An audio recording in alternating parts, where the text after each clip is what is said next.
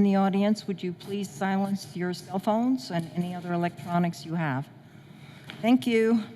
And I apologize ahead of time for repeating my comments, but there are some new people in the audience, so you'll have to listen twice. Okay, good evening. My name is Nina Rosamondo, and as Voter Services Chair of the League of Women Voters of South County, I'd like to welcome you to this League Candidate Forum for District 38.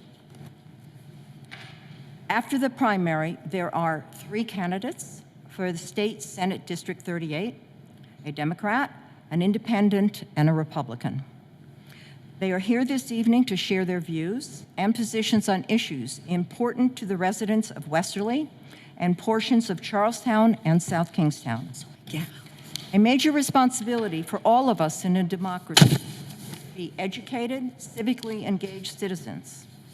Since its founding over 100 years ago, the League's primary mission has been to provide candidate forums and other educational programs so that voters can be educated first about the issues and then where the candidates stand on those issues before they cast their vote. The views expressed tonight are those of the candidates, not of the League of Women Voters, and the sponsorship of this program does not indicate endorsement by the League for any candidate. The League is nonpartisan and does not endorse candidates or political parties. It is hoped that tonight's forum will inform voters on where these 3 new candidates for this position stand on some of those issues. We request that you hold your applause until after the last closing statement, and please refrain from talking or shouting out during this forum. The League greeters tonight are Harriet Grayson, Dottie Stump, and Etta Zasloff, and the timers over there are Yana Raj and Helen Roy. The moderator assistant is Christine Martone, our South County president. And now I'd like to again welcome our moderator, Mrs. Pat Cole. Pat is a Narragansett resident and a League member. She's a Rhode Islander, raised and educated in the Providence Public Schools. After receiving a bachelor's degree from Mount Holyoke College, she pursued further education and earned a master's of library and media sciences. Pat raised 2 children while continuing a career in education in Virginia, Rhode Island, Connecticut, and New Jersey. She and her husband summered for many years in Narragansett and retired here full-time in 2014. Since then, she's engaged in a wide variety of local and statewide civic and charitable volunteer activities, some of which include Macaulay House, Ollie at URI, the General Federation of Women's Clubs in South County, and the Clouds Hill Museum. Pat is an activist. She is truly an example of what it means not only to be civically engaged in this democracy, but to also encourage and lead others to use their voice. So Pat, I turn it over to you. Thank you. Good evening. My name is Pat Cole. Before we begin, I'd like to describe the format for this evening's forum. Candidates drew lots on arriving to the town hall to determine the seating order. In order to ask as many questions of the candidates as possible, there will be no opening statement, only a closing statement of 1 minute each. Questions were submitted by Westerly residents via an anonymous questionnaire and vetted by the Voter Services Committee of the League of Women Voters South County. No questions will be taken from the public tonight. All candidates will be asked each question and will have 2 minutes to answer. A candidate may choose to pass on answering any question. The first question will be addressed to candidate number 1 and proceed to candidates 2 and 3. You're 1, okay. The second question will be addressed first to candidate 2 and followed by candidates 3 and 1. This will continue until all the questions have been asked. All candidates will be given 2 wild cards, 30 seconds more, which you may use to differentiate your positions from other candidates. When you hold the wild card up, the moderator will call on you. You may use each card only once. A round of yes/no questions for all candidates will follow the open-ended questions. The yes/no questions will be addressed first to candidate 3, candidates 2 and 1. The next question will begin with candidate 2, and so on. The closing statements will be in the reverse order, candidate 1 to 3.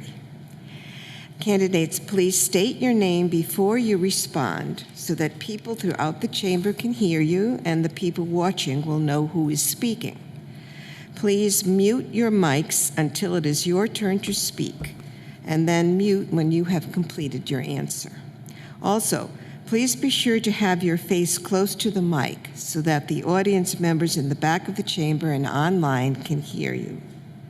And now I'd like to begin for each of you to just state your name, and then we will start with the first question with number 1. So please state your name. Victoria Gu. Caswell, Cooke. Westin Place. Thank you. Okay. Ms. Wu. First question. If elected, what are the most important issues facing the state that you would like to work on? I'd say the number one issue for the state and for this community is housing, and in particular housing that's affordable to locals. I talk to a lot of people while knocking on doors, and I hear a lot of stories. So young people who are living at home and can't find a year-round rental, or seniors who are trying to get into senior housing but are on a long wait list. And there's been a lot of people coming from out of state since the pandemic, and that just means that our housing stock is, there's more competition, and it's harder for people who have grown up here to stay here. So one of the things I want to work on is to make sure we get the federal and state funds down here so we can work on the housing that's affordable to locals and senior housing. There's actually an infusion of money at the federal level from the American Rescue Plan, and around $200 million of that has been bookmarked for housing in Rhode Island. So we have an opportunity, probably a once-in-a-lifetime opportunity, to use that to work on housing here. One of the things I would like to do locally is look at all of the abandoned or underutilized buildings in the area and see which ones we can repurpose for multifamily units or senior housing. And I also want to make sure that when we build senior housing, we also include support services. So there's a lot that we can work on in addition to housing. I want to make sure we work on climate resiliency, climate action, and mental health. That's been a big need in the community since the pandemic. Thank you. Well, I think there's a lot of important issues: improving the access to the coastline, reducing the tax burden on seniors. I think affordable housing, as Victoria said, is a huge issue. I think another one of the problems we have is that Rhode Island is just not small business friendly. You know, I'm in the tourism business, and without that, we would be in trouble, but we can't survive on a few months out of the year. We need to have an economy that's year-round. And it's really hard to come to the state and open a business. It's so difficult. You know, you just coming to Westerly or Charlestown or South Kingstown, and you go to the town hall and you say, listen, I'd like to open a business, and they give you this checklist, and you've got to get this inspection, that inspection, and then you get done, and you say, wow, I can open my business. Oh no, here's the list from the state. Well, why didn't someone tell me that? Or in the case of the Thirsty Beaver that just opened up, they had everything checked off, right? Every single thing checked off, except their sign was 2 feet too big. And you know what the town told them? You're going to have to wait till next month to go before the planning board. But that's the kind of thing that makes us business unfriendly. And we might have gone from 49th to 46th, but we don't want to be in the 40s. The first thing that I would do if I get elected is we have an app for everything. You have an app if you want to go to a concert. You have an app if you want to order dinner. You can sit on your couch and you can order groceries from Stop and Shop. Why can I not have an app on my phone to open a small business that is one-stop shopping, that has the local and the state issues, state forms in one place? That's one of the things I would do. It's just a simple thing, but if we make ourselves small business friendly, we can attract more people to town, more people to our state. Then those people will make a living and be able to afford to live here. And so I just think that we've got to stop being so archaic. And I've worked over the years, being on the town council, at helping some of these small businesses get through these hurdles. I can't tell you how many times a business at the beach couldn't open on Memorial Day weekend because they were waiting for one form from the Division of Taxation. And the Division of Taxation says, well, it's a holiday weekend, we'll catch you on Tuesday. You're really not going to let a business at the beach open on Memorial Day weekend because they're not going to be open? Time's up, Mr. Cooke. Anyway, And business that was friends. Mr. Cooke. Don't forget to say your name before you start the answer to the question. I can do that. Okay. All right. Westin Place. The biggest things that I want to work on when I get to the State House is, the first thing is overregulation and taxes. I'm a small business owner. I drive my own truck. We are the most regulated industry in the country. I have to deal with permits through the state. I have to deal with permits through federal regulations, through the International Fuel Tax Agreement, you name it. All those costs of regulations get rolled down into the cost of living for regular people because your price of products go up. When it comes to the state, I know on a federal level, inflation is killing a lot of people.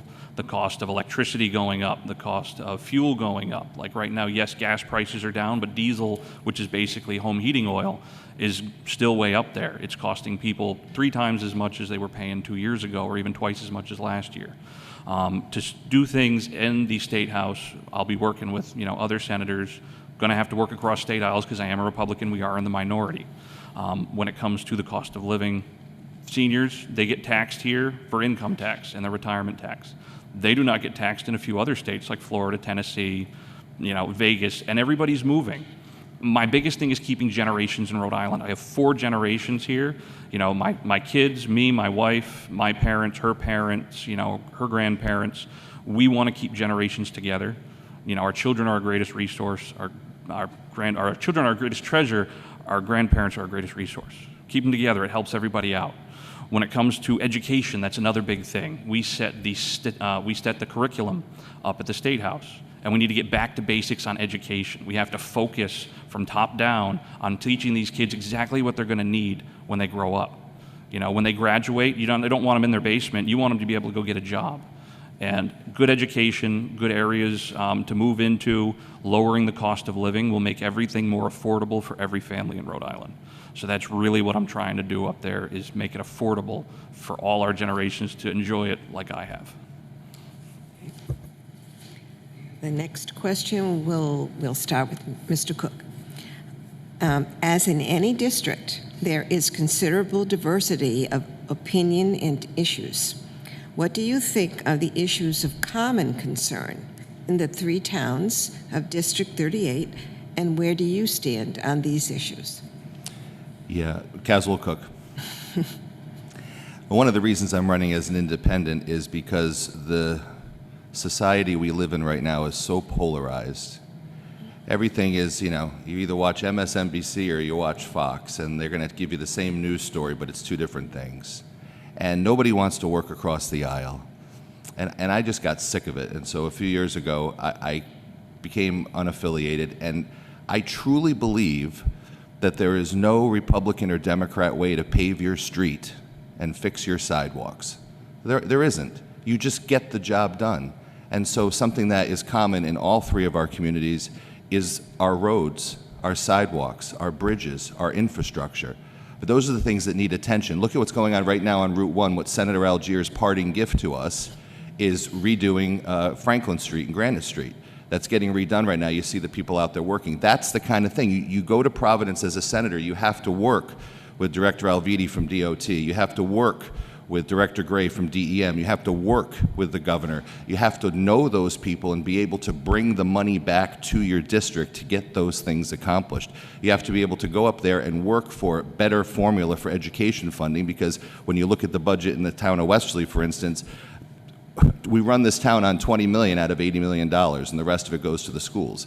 We need more help from the state and more of our fair share, and that's part of what it is. So the common things would be, I think, coastal access, housing, and infrastructure. It's the most important thing that we see. We drive on those roads every single day, and it's important that we get our fair share back from Providence. And as a senator, that's what I'll do. I'll follow what Dennis Algier has done for all these years at getting these projects in town accomplished, because as a councilor, I voted to pave over $40 million of roads right here in this one town.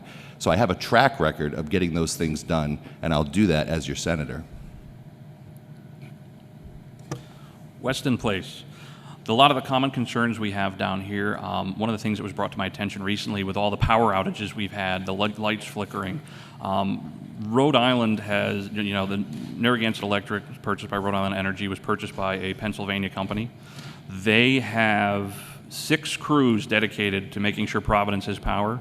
We have 1 down here in my district, a single crew. We are way more rural. We have way more above ground lines, and they do not cut the trees. The forest management has been very poor. So every time somebody hits a telephone pole or hits a tree falls down, if our business district hits the power out, nobody's going to be able to buy food until it gets fixed. We actually down here, I think in the past 6 months, we've had almost 50% of all the power outages in the state. That is one of the major issues that we have for this entire area because we all are down by the coast. Shoreline access, another thing.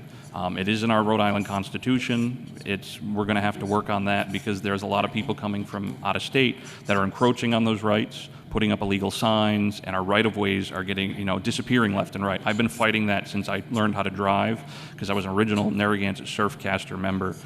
So fishing has always been, my passion. On top of those, yes, infrastructure is important, new roads, new bridges. I feel like with the funds they have up in Providence, they're using new roads, new bridges, building up there. They're not coming down here.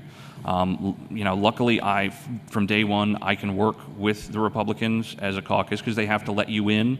So if they don't let you in, you don't get to do anything up there. So I won't have that problem. I can work even, the day after election, writing new bills to get ready for the new legislative season. And when it comes to, housing, we need more housing. We also need to make sure that it's affordable. We need to make housing affordable without specifically affordable housing. Keeping the government out of what our towns need and giving the towns better choices how to do it. Yes, thank you. Excuse me, there's an IT problem going on, and so the people at home haven't been able to see anything from this forum. So we're going to pause, and the director of the IT is coming and hopefully going to fix it. So let's try and pause for about 10 minutes. I'm really sorry, but we are getting so much input from the public that they can't see this that I think we should stop. To be clear, it is going out over PEG-RI.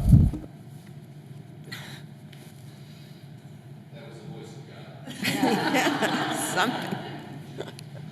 Okay, well, let's wait a few minutes for Mr. Harris to show up and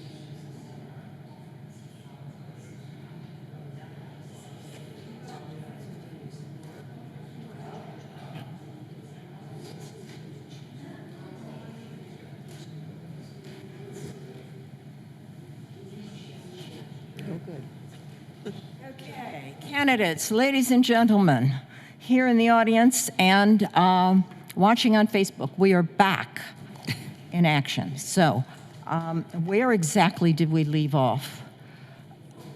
Okay, Misko, would you continue?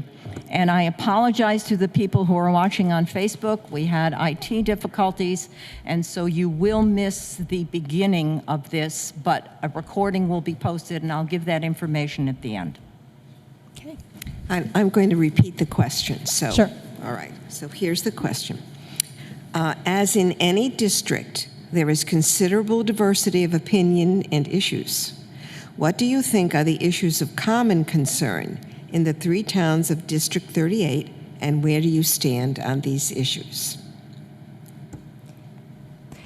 Victoria Gu. I've knocked on a lot of doors by this point, and I think the most common thing I've heard on the doors is that we need shoreline access, and specifically public shoreline access.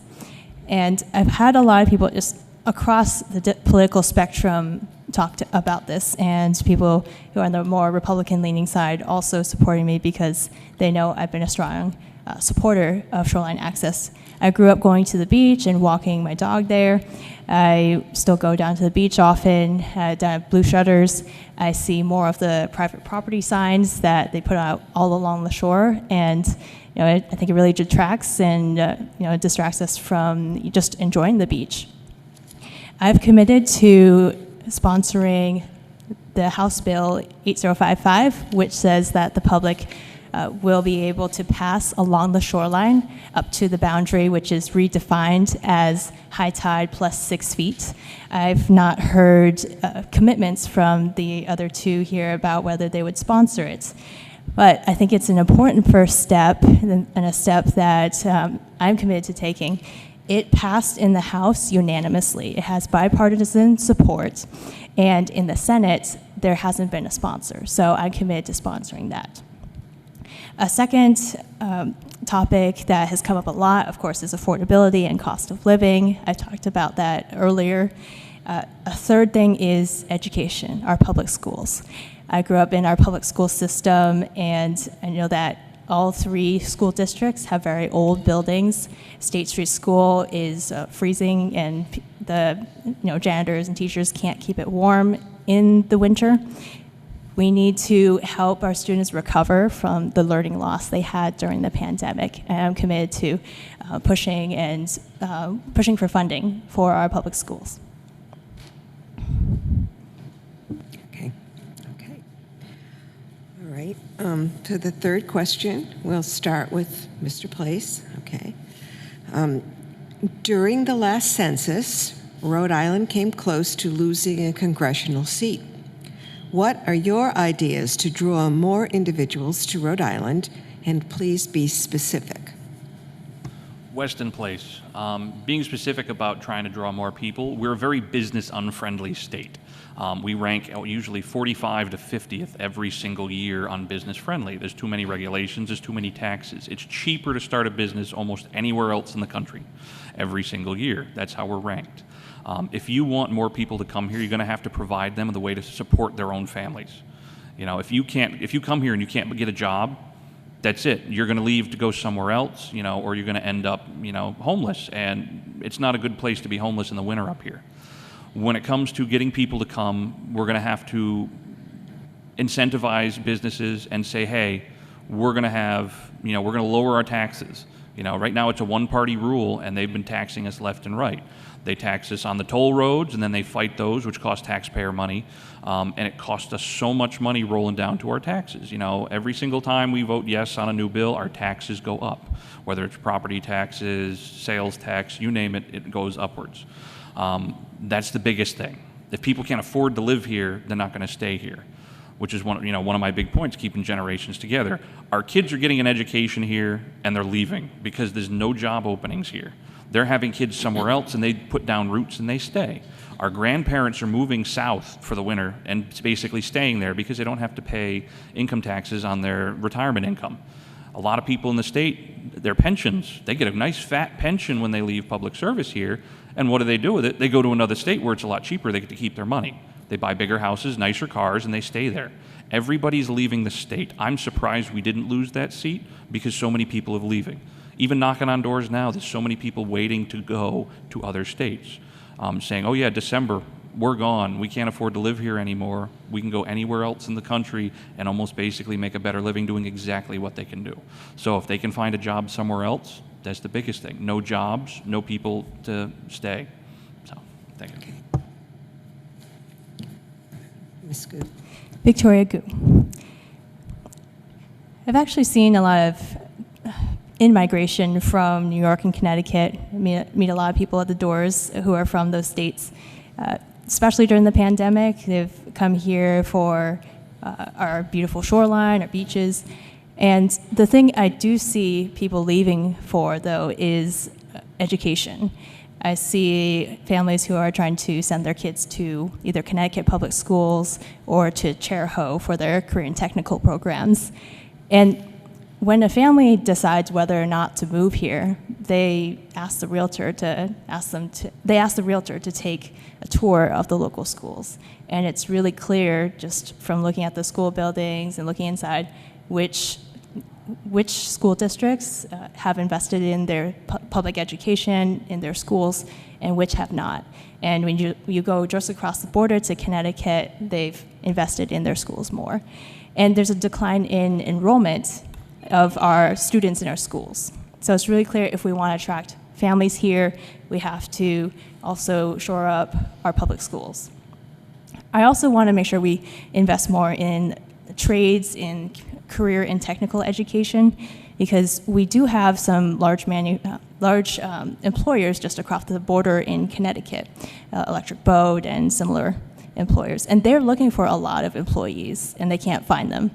So if we get students into the career and technical programs, probably in high school, and get them the option to do internships and apprenticeships in these trades, then they can easily, find a job in some of these local employers. Maybe even Electric Boat or some of these employers would decide to relocate here because we would have a well-educated, well-trained workforce. Caswell Cooke. It is sad when you look at, as you just said, about Westerly Public Schools, for instance, where 20, 30 years ago we had 4,000 kids in our schools, and this year we have less than 2,200. That's half. A baby has not been born at Westerly Hospital in a decade. So it's shifting demographics. And I'm a realtor, so I hear you when you talk about the folks who are buying houses. This has become a retirement community. It's not necessarily a horrible thing. People choose to live here. They buy the houses. But what it means is that what do we do in our economy besides, and where do we find workers? That's the whole thing. So, but here's what happens. This is what always happens. So you come up with this great idea, let's turn this into affordable housing, and then what happens? The neighbors say, but no, not there, not in my backyard. We could have sold Tower Street and had 300 apartments there, but everyone in that area said, no, not here. We were going to sell Bradford School, and that would have been apartments or condos, but affordable. And what did the neighbors say? No, not here. So there's got to be an education process about that. People are afraid of the word affordable housing. I don't want it next to my house, they'll say. So we have to explain what affordable means, like $300,000-$400,000 at this point. I mean, let's be honest. And we've got to find ways to make it work in areas that are all throughout the town where, you've got these in-law apartments. Let's legalize them and be able to rent those out to folks. I mean, those are the kind of creative solutions that you have to have and that you have to work on to get people to be able to afford to live here so that they don't move out of town and go to Wyoming or Florida. All right. So we start again with Ms. Gu for the fourth question. Rhode Island has dedicated $221 million of Rhode Island's $1.1 billion share of the American Rescue Plan Act, these funds, toward affordable housing and homelessness prevention in its fiscal year 2023 budget. As state senator, specifically, how will you help the 3 towns you represent get a fair share of that money?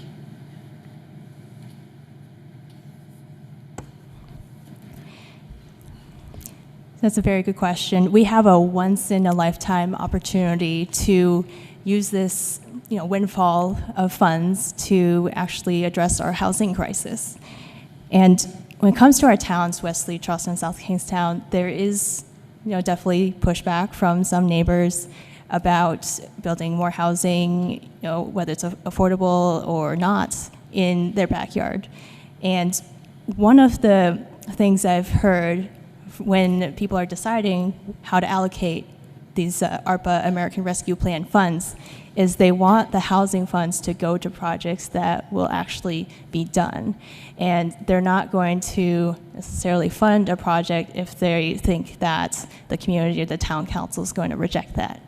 So we need to actually be proactive and make sure that we do an inventory of all of our vacant buildings, town land, and possible sites for housing. We have a plan. We have specific projects that we have in mind that we can build. We also need to do early outreach to everyone living close to those sites so that when it comes time to actually do the planning process and do the approval, there's not suddenly an uproar of people saying, I'd never heard about this project, and they're angry that it's happening. We definitely need more of that public education, outreach. We need to put projects in the pipeline so that as a state senator, I can go to the leadership and to whoever's on the ARPA committee and say, here's a project we know we'll get through, and we need the funding for it. Another part of this is just being part of the governing majority, which is the Democratic majority, is very important in actually getting legislation and funding down to your district. I'm going to disagree that you need to be a Democrat to get money for Westerly, and I'm going to give you a perfect example. Dennis Algier, 30 years, not a Democrat. Brought us lots and lots of money, lots and lots of things. The problem that we have is that, okay, so let's take the homeless population. We are so blessed in Westerly. When I was a kid, there were people that were sleeping on park benches, and I remember there was this guy that used to sleep in the kitchen right next door at Christ Church, and all the churches got together, and each night of the week would volunteer to have cots in their basement. My parents did Christ Church. It was on Tuesdays. And all those churches got together, and with Gene Barry started the Warm Center. And you might remember, and Victoria alluded to, educating the neighbors, when the Warm Center wanted to expand 10, 15 years ago, it was not in my backyard. Jean Gagné, who came around and became a counselor, he was out there against it. So many people were out there against it. I was there for it and supporting it and helping to fund it. And I have been consistent in that in my entire career of sitting up here on this town council. It's more than just a homeless shelter. It's Harvest Homes. It's folks that, I just referred somebody this week to Russ Partridge that needed first, last, and security to be able to get that apartment. And I would be the first person that would be in line for those funds to come here to Westerly. So we have the engines, we have the shovel-ready projects. All we need to do is go to the Warm Center and say, what is the next project? What is the next building you are looking to purchase? And we can do it, and we can get the money. But I've got a track record already of working with these folks. I know these people on a first-name basis. I've worked with them. I've supported them. I've lived in this community my entire life. And if I get to Providence, I will be a loud voice to bring that money back here. We've also got money from ARPA that's already been given to the town of Westerly, $500,000 of which is going to take that old mill down. That's by the Potter Hill Mill. We're going to take that down. And we have been appropriating some of those, funds. Repeat the question for me one time, please. Okay. Rhode Island has dedicated $221 million of Rhode Island's $1.1 billion share of the American Rescue Plan Act toward affordable housing and homelessness prevention in its fiscal year 2023 budget. As state senator, specifically, how will you help the 3 towns you represent get a fair share of that money? Westin Place, getting a fair share of that money when it comes to affordable housing down here and getting people in is infrastructure is a big thing. One of the biggest things is getting the permitting process to actually have a developer build a neighborhood. It takes a very long time to get those approvals, go through the DEM, everything else. If we can use that money to kind of almost put in roads and infrastructure, natural gas piping, sewage, water, basically a developer, because I know the government wants to spend money and they want to be in charge of it, but you look at most government entities, there's a lot of waste. If we incentivize developers and say, hey, we're going to build these roads in these neighborhoods, you put these houses up, and out of all these houses, so many will be single family, so many will be duplexes. Make those duplexes have to be the affordable housing thing instead of just pushing 300 apartment units onto one little area of town. It's just like the Bradford School. It's not that it's not in my backyard. I would love to see more housing, new neighborhoods, new friends, new families. The problem is there's no resources up there for people moving down that need to be in affordable housing, whether they don't have reliable transportation or there's no places to go shopping for food. The bus system doesn't come to Bradford at all. So if you put 300 people up there, and what are they going to do? There's no jobs. They need places near towns, near center of towns, areas like old mills and whatnot that they can build, cheaper apartments where they can walk to work. Keep it, a little closer to home, not build these, places way out in the middle of nowhere. The homelessness issue, I find, where if the economy's doing good, there's less homeless people. When the economy's doing really bad and you permit the homelessness, more people show up because they say, oh, panhandling's legal now, every single street corner is going to have a new homeless guy, which is sad. We should be taking care of these people, especially our veterans. If there's any homeless veteran out there, they should be first in line to anything that's available to them. Yes. Yeah, I don't think it has anything to do with panhandling. I think it has to do with working poor. They're working their butts off, and they're working 40 hours a week, and they can't afford to pay their rent, and they can't afford the 2 children. When it comes to building housing, what we've got to do is be proactive. We've got this thing coming before the Westerly Council saying they want to put like some 5-story storage unit off of Route 78 where Staples was. It's ridiculous. It's a poor use of a place that actually has sewer and water. That's the place. Right there on Route 1. That's the place to have some apartments. If you're going to have to, you're not going to put it in somebody's neighborhood because they're all going to vote against it. So put it where it can go. Okay. Thank you. All right. Yes. We are going to start with, I got totally out of my element here. Okay, so that was the first question for you. So this one is for Mr. Cooke, the first go at it. According to CNBC, Rhode Island is 8th in the country for tax burdens. What policies or changes in law would you support to lessen the tax burden? Yeah, this is Caswell Cooke. It's strange saying your name before you answer a question. Perfect example is former Governor Link Chafee. Now, this is the former governor of the state of Rhode Island, and what did he do when he got out of office? He moved to Wyoming for 6 months and a day. Now, what does that tell you? That tells you that anybody that's got any kind of money ain't staying in Rhode Island because we got the inheritance tax, we tax everything. So they move to Florida, or in Link's case, he moves to Wyoming. So what we have to do is look at what those states are doing and copy them. That's it. I mean, we don't have to reinvent the wheel. We don't have to, but here's what ends up happening. It's always like, well, so then this is where the political parties come in. So the Republicans say, oh, don't tax anyone, and the rich people, it'll trickle down. We had that situation. And then we have the left saying, if you're rich, tax them. Let's tax every Chuck Royce in the world. Let's make sure we get as much money out of them as possible. So they run away. And who blames them, right? They're not, why would I want to live in Rhode Island if you're going to tax me because I'm wealthy? So there's got to be a balance. It's not one or the other. It's a balance. you need to encourage those folks to come to this town so that they build things like the Ocean House and hire hundreds of people. We need that. That's important. So you have to offer tax incentives.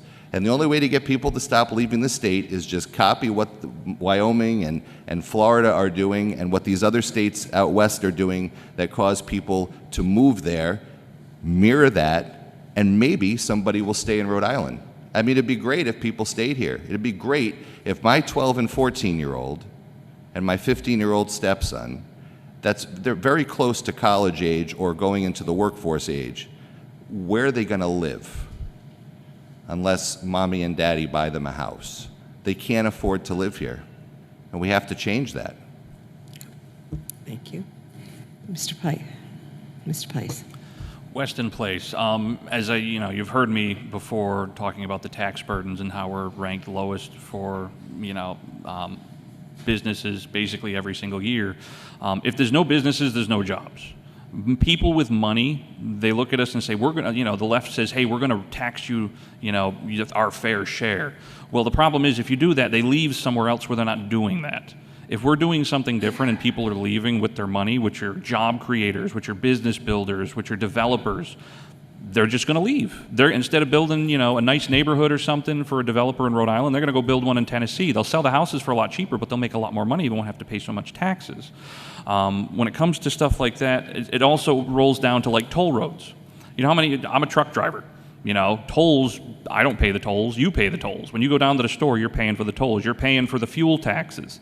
It's like Rhode Island has their gas tax attached to inflation. So that means at the first of the year, you're paying more in gas because Rhode Island's getting more taxes. That hurts everybody. It doesn't just hurt me who drives the truck, even though I'm paying for diesel, $3 more than the typical gallon of gas.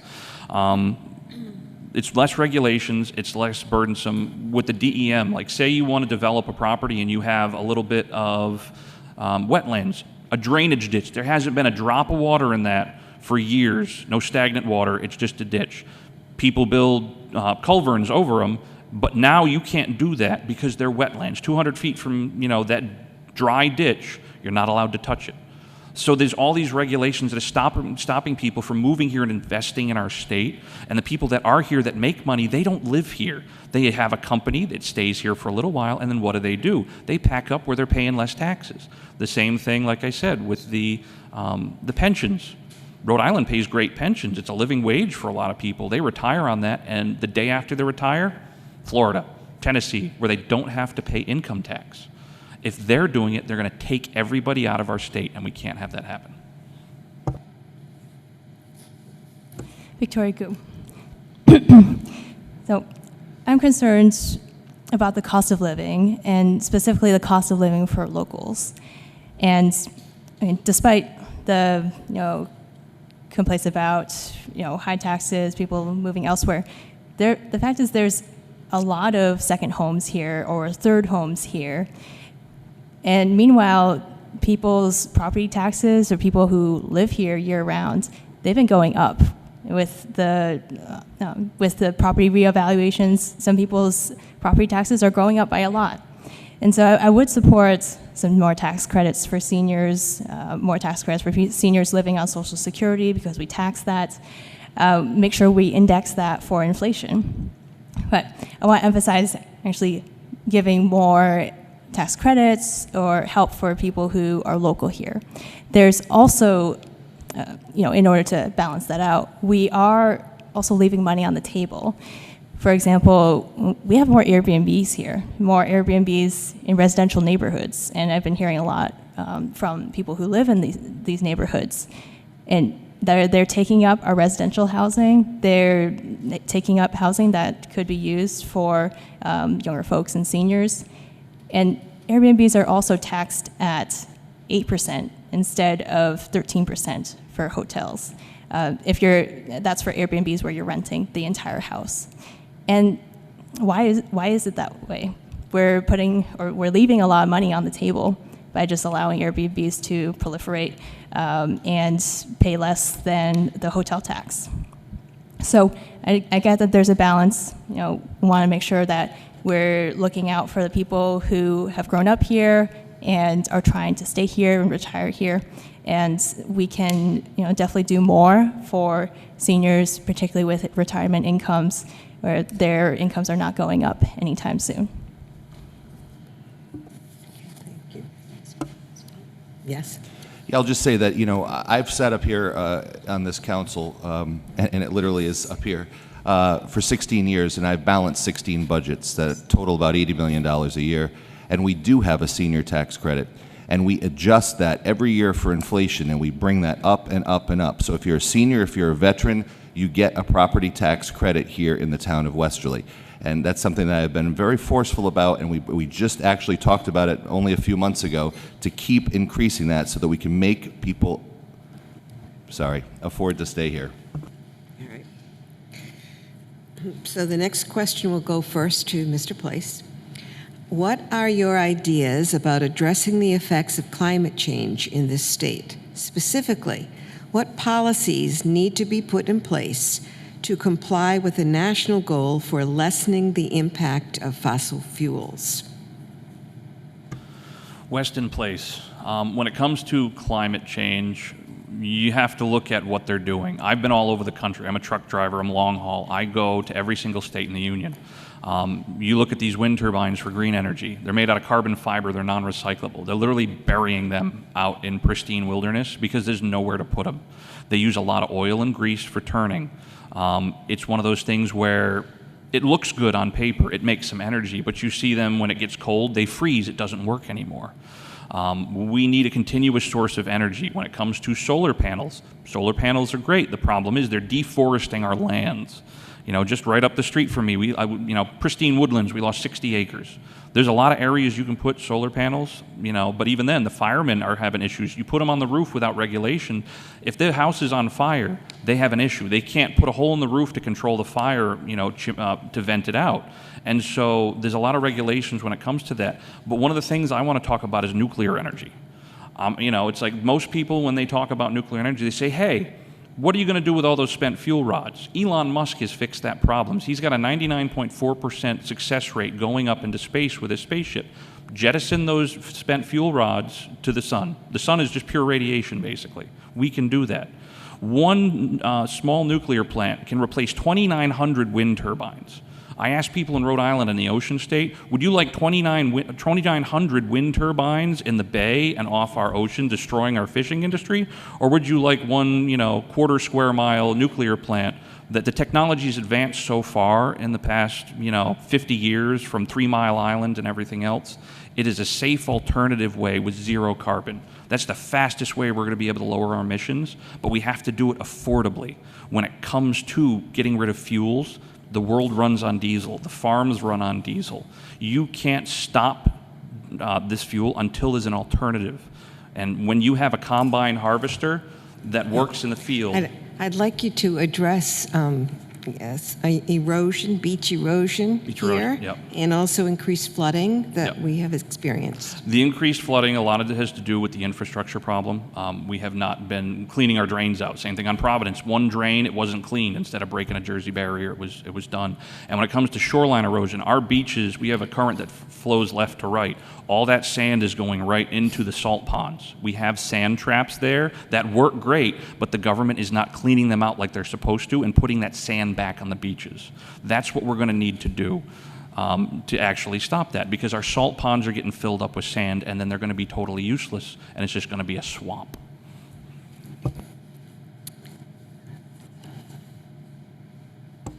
Can you repeat the second part of the question? So, and make sure that you're speaking close to it.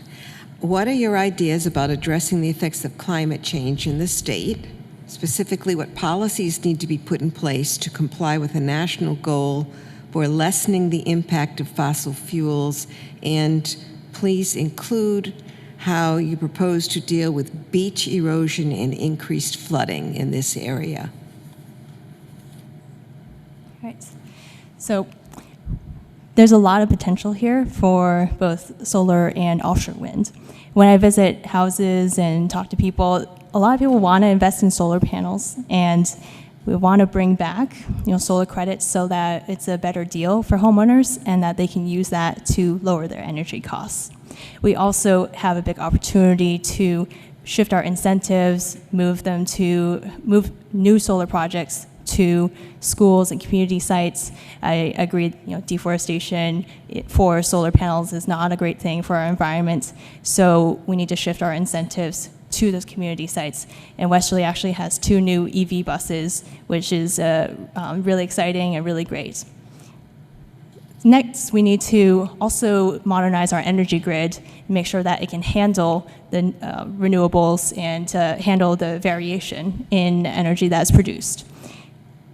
And third, we need to also make sure that we invest in local clean energy, and the biggest potential is offshore wind. And I will say that Revolution Wind, which is a project off the coast of Rhode Island, Connecticut, it's going to be selling energy at 10 cents per kilowatt hour compared to our winter rates, which are, it's a ridiculous price increase, but it's currently 18 cents per kilowatt hour. So clean energy is more cost effective, it is less likely to fluctuate with global oil prices or global natural gas prices that we have now. For beach erosion, dune restoration, there's been efforts on that, and ultimately we are steadily losing beach to sea level rise, and we need to make sure that the beach has room to retreat. That's a long-term strategy. For flooding, we need to protect our wetlands and make sure that, again, with sea level rise, that they can retreat and move backward. They are a very important barrier and resource when it comes to flooding and stronger storms to protect the inland community. Thank you. Well, I'm going to give you some examples of what I've already done, which might give you sort of a clue into what I would do. We didn't cut any trees down, but we took the old Sherenzia quarry in White Rock, which was an abandoned quarry, and it's going to be coming online in 2 months. We have 27,000 solar panels. It's an amazing site, and no one even knows it's there because it's surrounded by trees. It is going to save the municipal buildings and school buildings in this town 30% on their energy for the next 20 years, and it's going to power 2,000 homes in Westerly. That's what I have done by proposing solar, getting it through to the process with Amoresco, having it paid for by Amoresco, the company, and it is coming online in 2 months. That's what I've done as far as solar. When it comes to pollution in our rivers, stormwater phase 2 was a huge thing that we had to comply with. If you look at, you drive down School Street, that's just been repaved, and Cross Street. Well, underneath that, we redid all of the drainage. So instead of that water running down the hill from Granite Street with oils and gasoline and pollutants directly into the Pawcatuck River, it is now treated and goes through a process before it is discharged into the river. And as far as beach restoration, I'll tell you what I did. I worked with Senator Algier, $100,000 from the town, $700,000 from the state, and Jack Reed, $2 million. And we got a dredge done in Winnapaug Pond, and we put the sand back on the beach, and we replanted the eelgrass. That's my record of accomplishment. We repaved Atlantic Avenue, and we fixed the drainage on either side so it's not Lake Atlantic Avenue anymore. We did that. We fixed that. And while we were at it, we put in a bike path and a pedestrian path. So those are the kind of projects that I've worked on that have been pro-environment. We don't need to retreat from Atlantic Avenue. We need to adapt from places like that. Go mobile, build higher. And those are the kind of things that need to be done, and I'll continue to do that as your state senator. Okay. So we start again with Ms. Gu. Where do you stand on reforming the Rhode Island Police Bill of Rights? So with police accountability, we want to make sure that, when there is an incident where police uses excessive force, that there is an accountability built there. And the issue with the Bill of Rights is the majority of the council that would be appointed to adjudicate that case is either someone chosen by that police officer in question, or someone also involved in the police department. So the accountability would be much better served if there was an independent panel that didn't have these special interests or as pals with the person in question.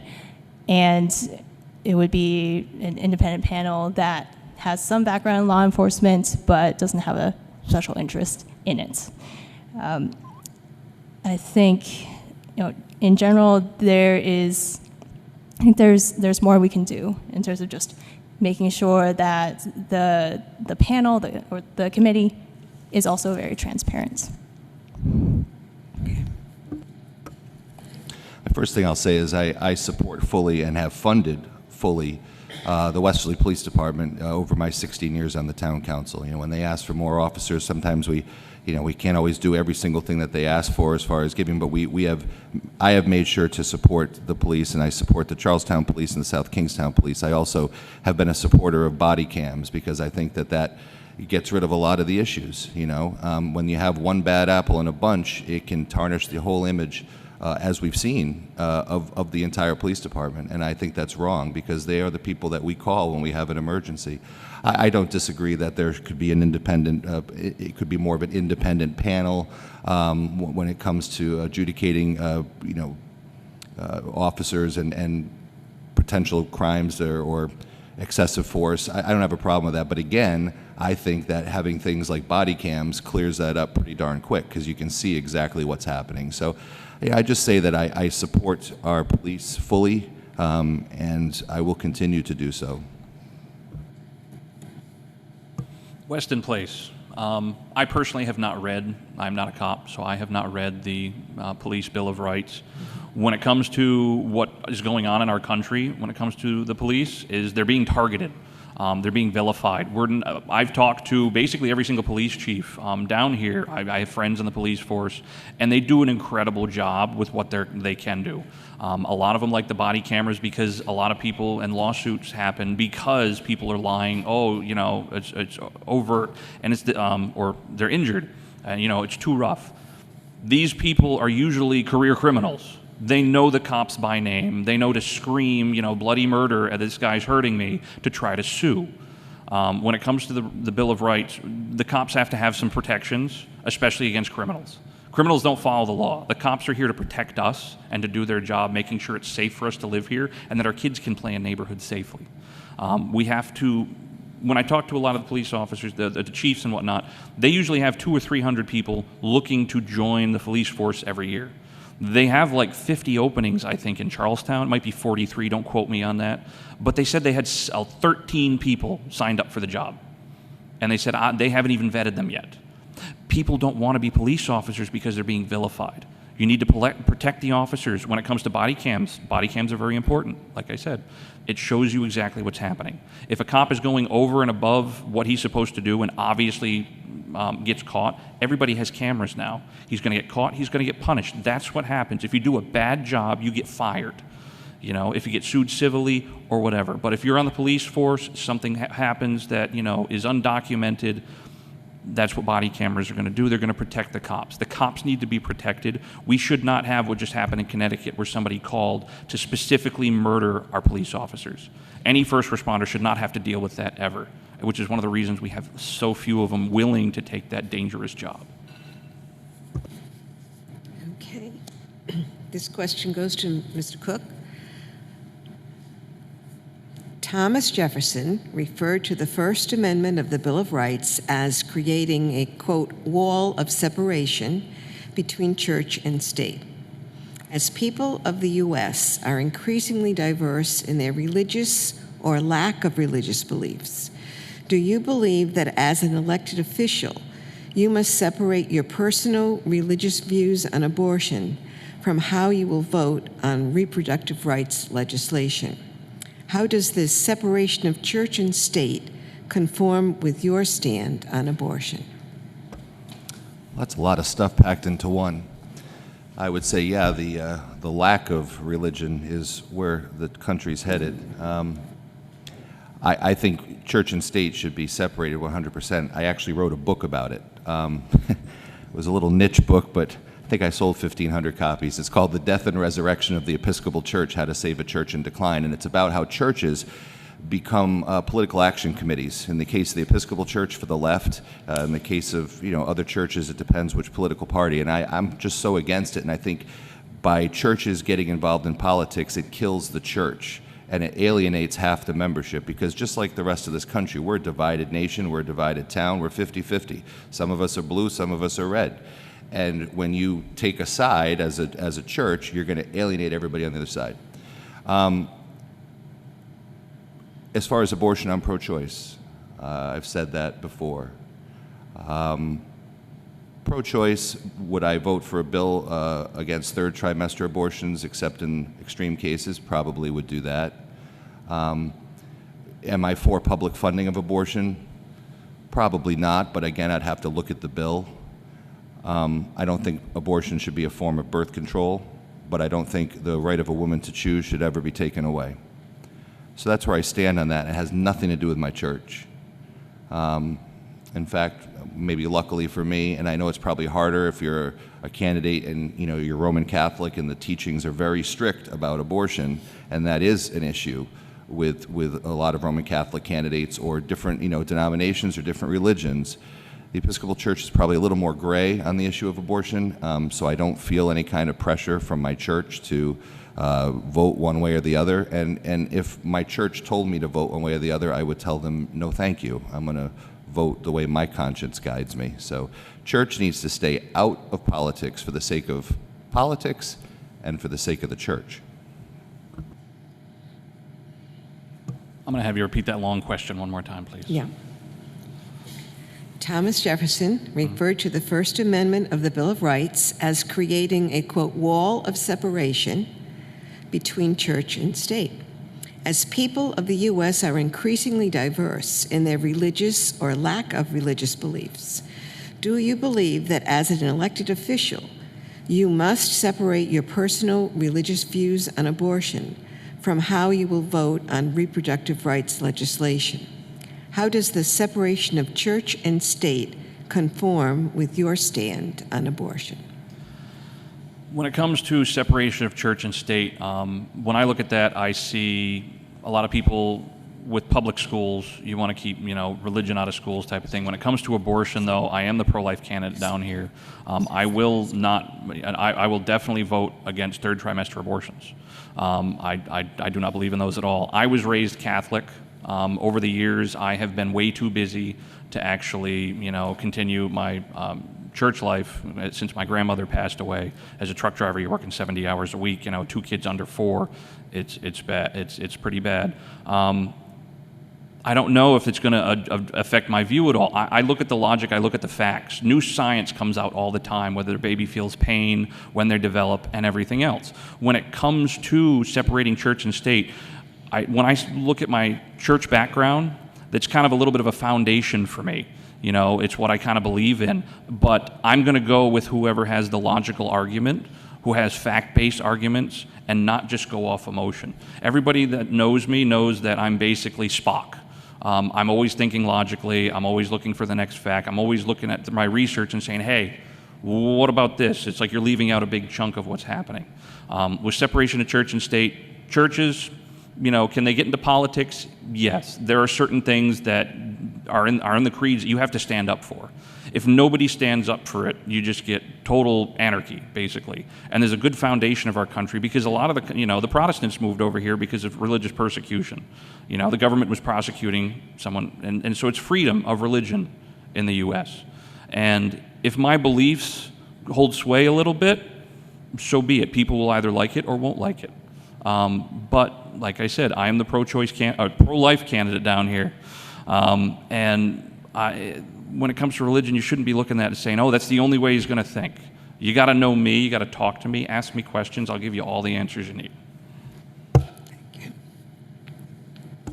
Victoria Gu. I'm the clear pro-choice candidate in this race, and I hope other people also trust me as a woman, to be able to make our own private, personal healthcare decisions, and decisions about our future, decisions about whether or not to bring another child into the family. believe that decision should be left up to us so that we can make it without political interference.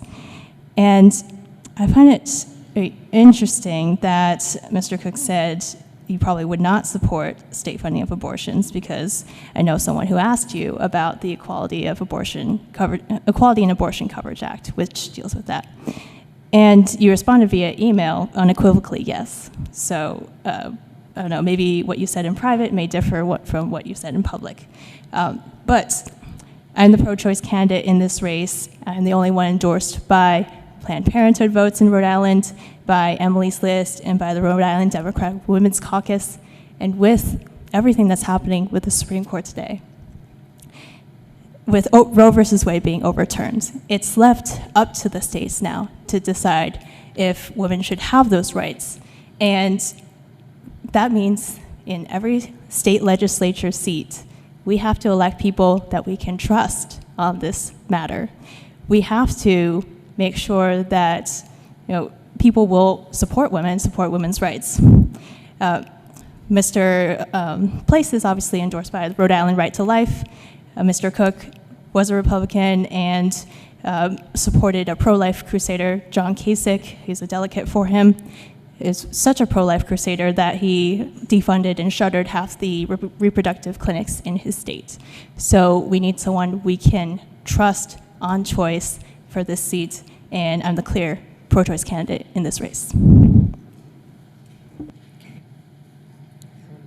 So this question will, yes. 30 seconds. My whole thing is we know that you have 92% of your money coming from out of state, probably from Planned Parenthood, since they sent all your mailers out in the primary. My question would be to you personally is that Planned Parenthood is funded by the government, it has fundraisers to raise money, and they have a fund specifically to pay for women who can't pay for abortions. So why do the taxpayers need to pay a third time, when it comes to funding that?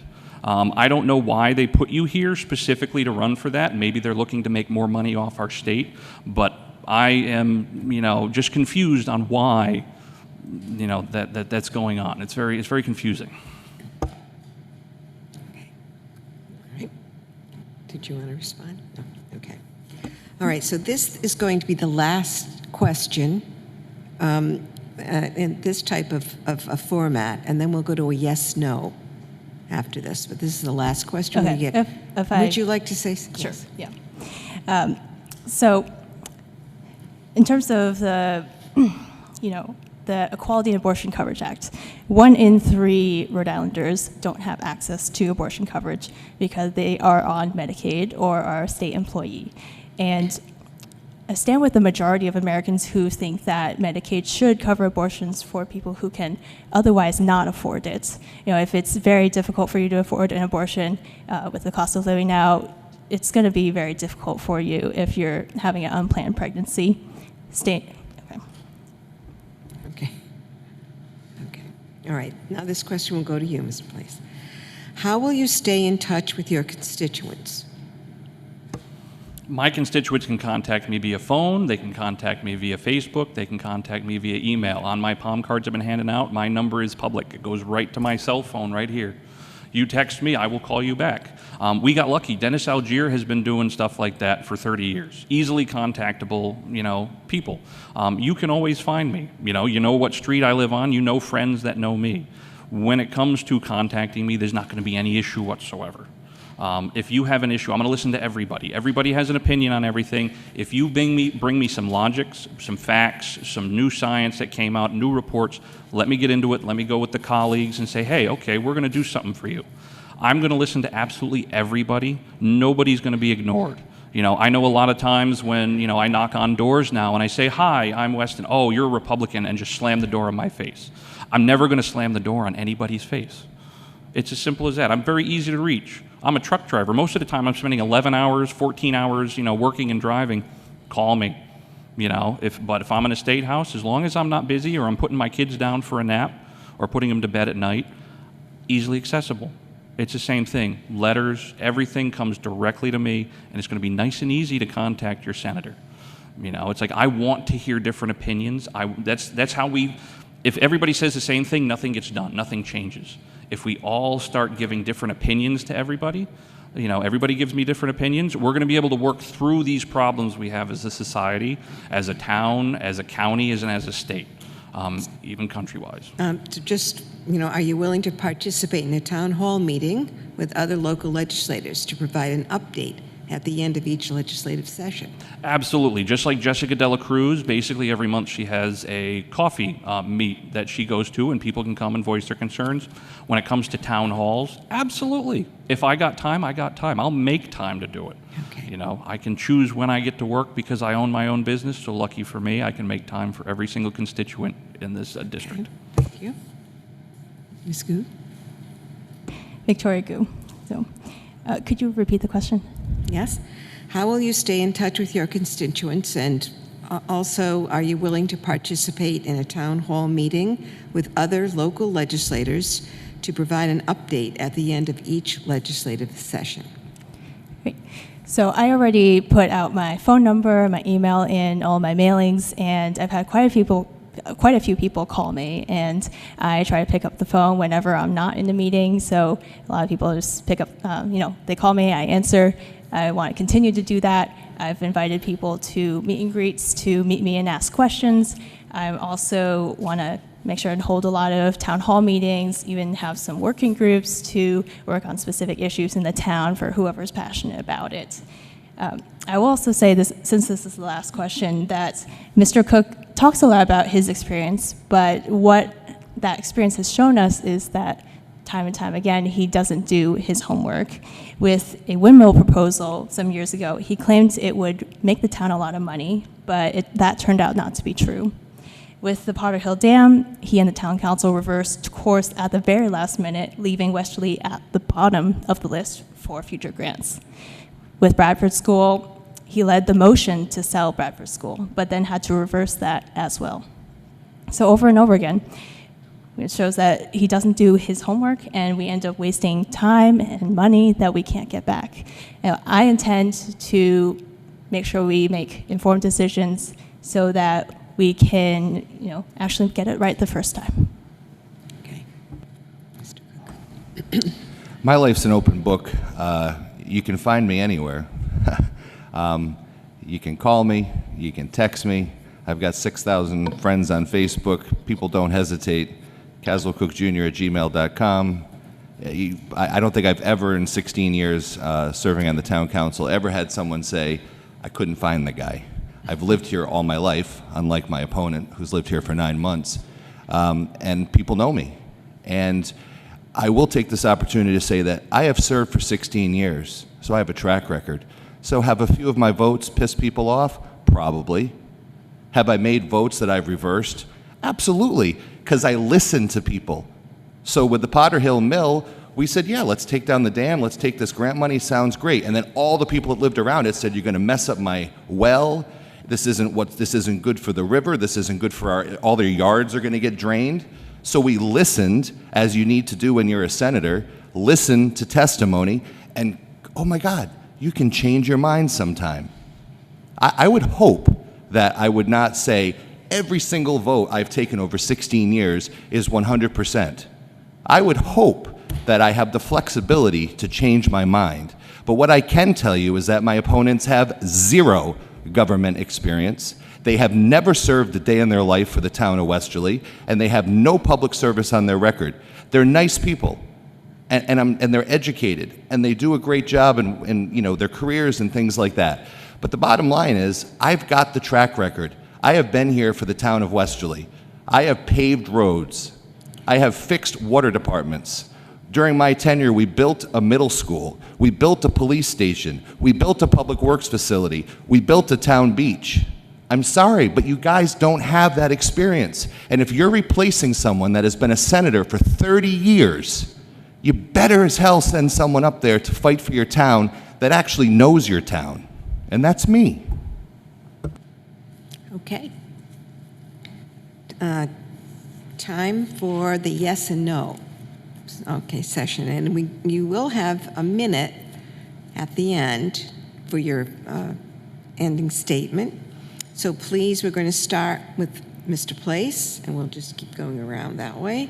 And yes or no, you may pass on a question if you do not want to answer or you don't feel you can. But please make it short. It's either yes, no, or pass. Okay, first question, Mr. Place. If elected, will you vote to change the primary election date to August? Yes. Mr. Cooke? Yes. Ms. Cooke? Yes. Okay. Mr. Place, would you support legislation to establish a totally nonpartisan redistricting commission in Rhode Island to draw the district lines after the 2030 census? Yes. Caswell Cooke, yes. Victoria, yes.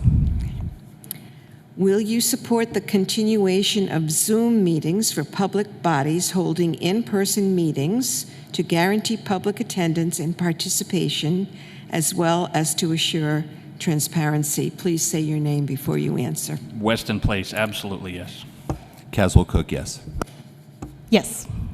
Victoria Cooke.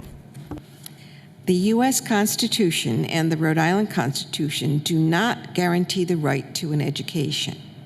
If elected, do you commit to vote to support a constitutional amendment to guarantee all Rhode Island children an education?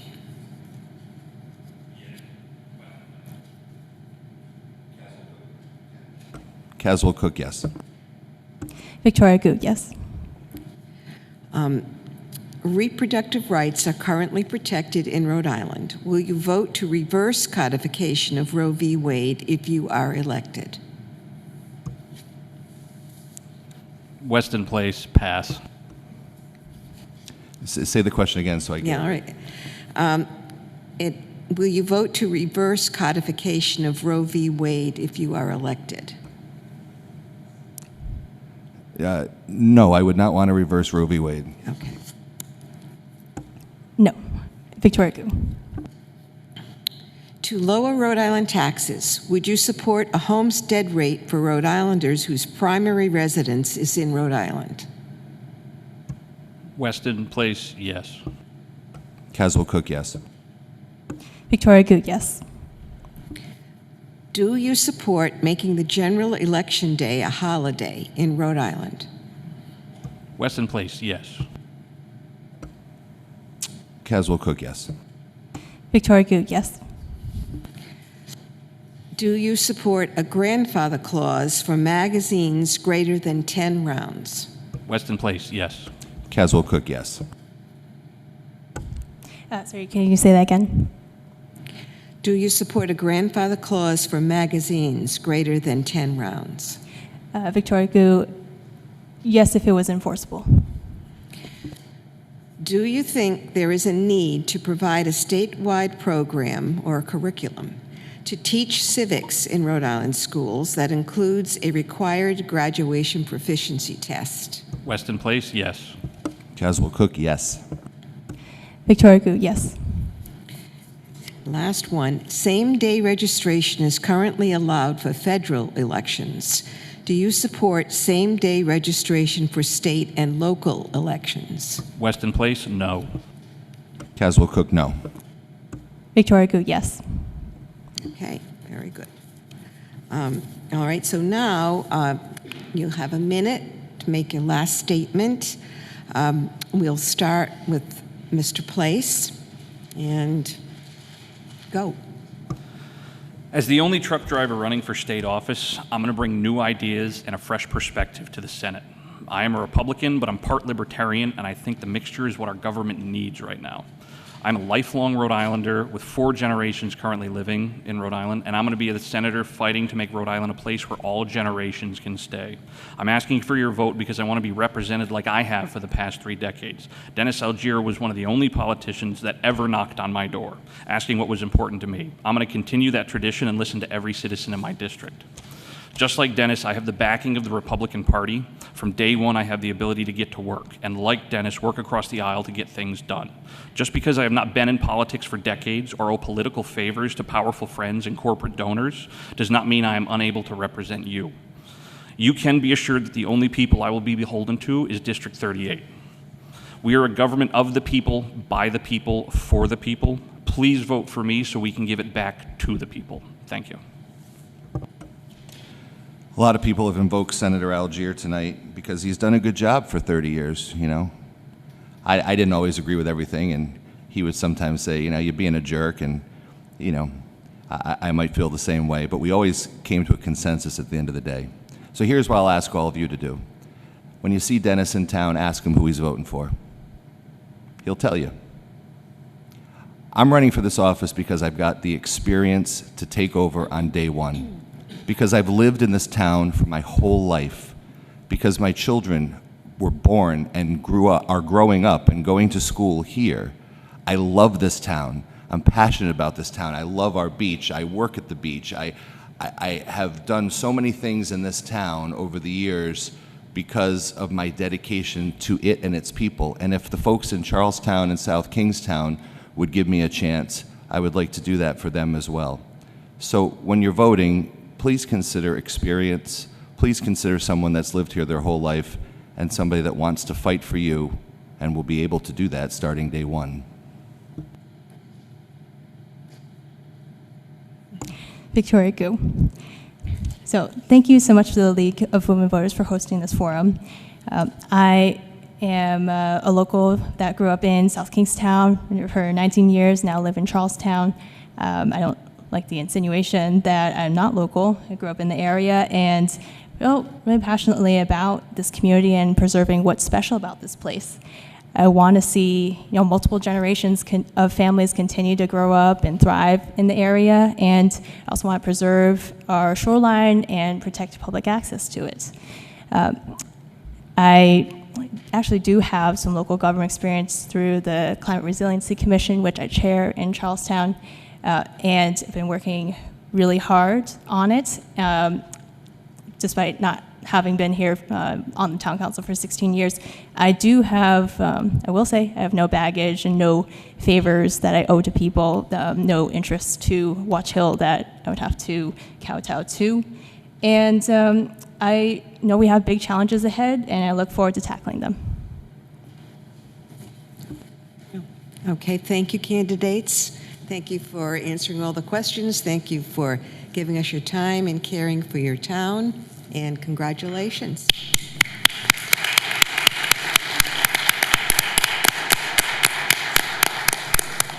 So I also want to thank the candidates and the audience and everybody for surviving the IT crisis. I just want to say to the candidates, I think that the first couple of questions probably were not recorded, but after the break, you're there for posterity. Okay, so there are many people that we would like to thank for helping to make this production possible.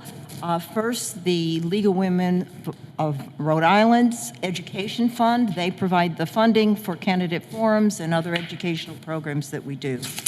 I'd also like to thank Westerly's town manager, Mr. Sean Lacey, and Mr. Mark Harris and his team for making this forum possible with the live streaming, as well as thank Public Access TV that is also putting this on. They will also be rebroadcasting the show, and it is my understanding that they got you from the very beginning.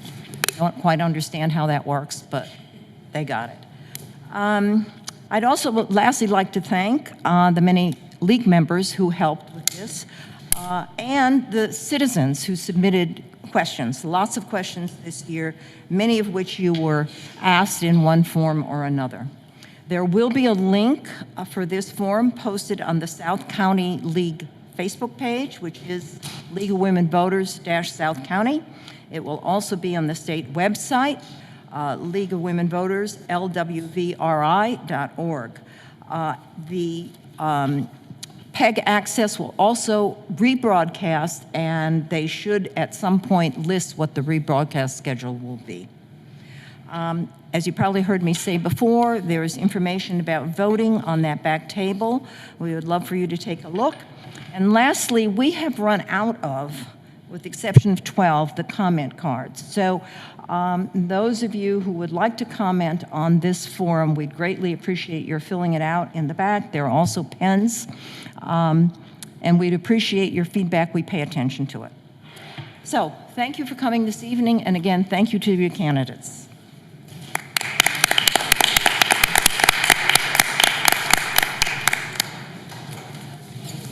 Thank you, Pat. Oh, you're welcome.